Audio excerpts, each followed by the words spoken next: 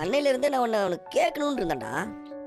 ஆமா, எப்படா தனியா போய் போராடி அந்த வண்டுகிட்ட இருந்து அந்த விதை எடுத்துட்டு வந்த? அதுக்கு காரணம் இந்த போஸ் பிறவில வீரன். இந்த போஸ் அடிச்சுக்கிறதுக்கு இந்த உலகத்துல வேற எந்த ஆம்பளையும் கிடையாது.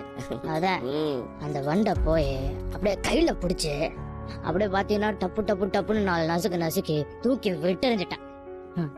அதுக்கப்புறம் தான் அப்படியே அந்த செடியில இருந்து அந்த விதைய பறிச்சு எடுத்துன்னு வந்துட்டேன். என்ன சொல்றான் இவன்? விதைய செடியில இருந்து பறிச்சுட்டு வந்தானா?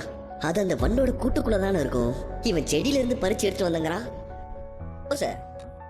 நீ செடின்னு சொல்றது அந்த தாமரை கொடி மாதிரி இருக்குங்க. அந்த செடியில இருந்து தானே பறிச்சு எடுத்து வந்த? ஆமா,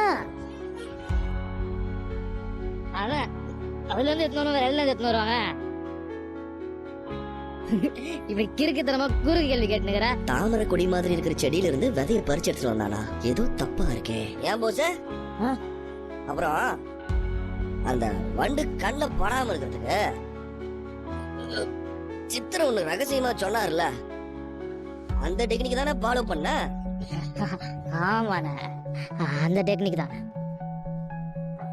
அத ஃபாலோ பண்ணதுனாலதான் அந்த விதைய எடுக்க முடிஞ்சது.